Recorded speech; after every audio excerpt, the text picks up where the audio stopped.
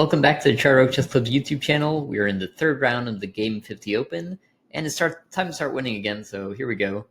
Pawn to e4, pawn to d5, and we get the very normal setup of the queen d6 Scandinavian. White's going for a fianchetto, and I never mind when they go for a fianchetto because I'm going to play c6 regardless to stop the knight. So this kind of just goes into my plan. Totally fine with this. Knight to e2. I do like this move for white because it gives the opportunity for the bishop to chase the queen away. But everything's pretty normal in this game. I love when I see like a3, h3. Like, they're just little moves that, like, there's no need to play them right now, you know? The only thing that scares me is maybe when white decides to throw c4 or something.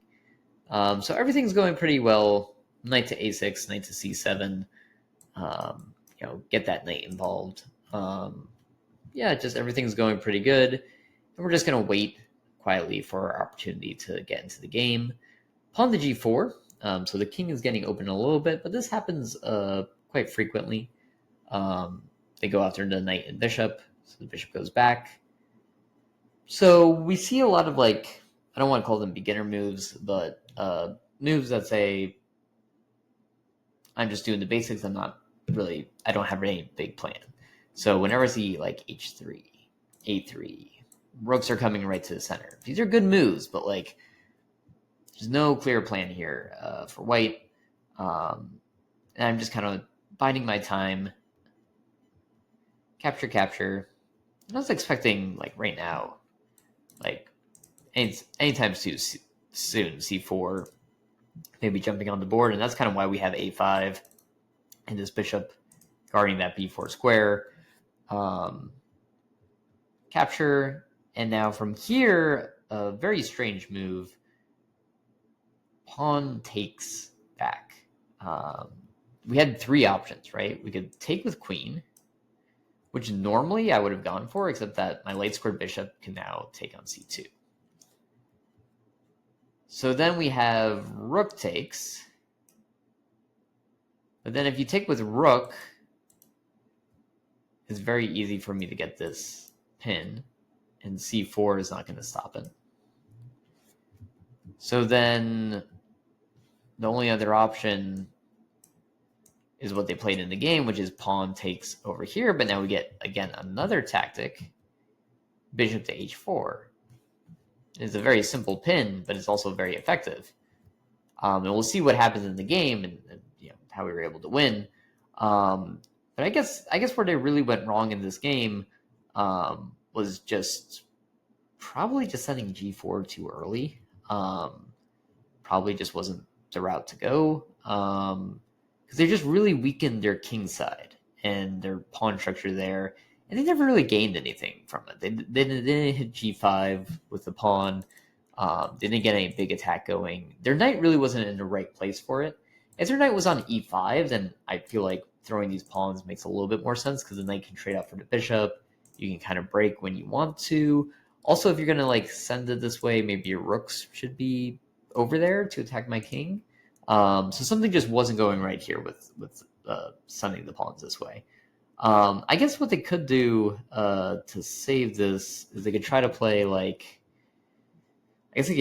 nothing, and just have the queen recapture. So if I don't want my pawn to get attacked, I'm going to have to move this pawn here. So something like pawn to c3, and then take, and again, kind of a gross structure for white. Your fianchetto bishop isn't doing anything.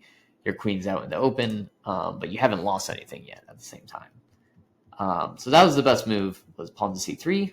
But what they played was here, captured, they take with the pawn, and now we're very happy to get this pin on the board. We got a relative pin. Hey, why don't we get an absolute pin as well on the king? So this is becoming very problematic. Now the queen has to go, and that removes the defender from c2. So we win our pawn. And from here, when you have a really good pin, you should keep the pin on the board. And I decided not to do that, just to keep it simple and trade off. From here, just move the queen like anywhere. Queen here, queen here, queen here. Just get the queen out of the way. I like something like queen to b6 would have made a lot of sense because it attacks the pawn. Also, there's this really ugly backwards pawn right now for white, but we'll see if we're able to use that in the game. But everything was pretty simple from here. F6 was kind of unnecessary. Capture, capture, trade, and we get to an endgame.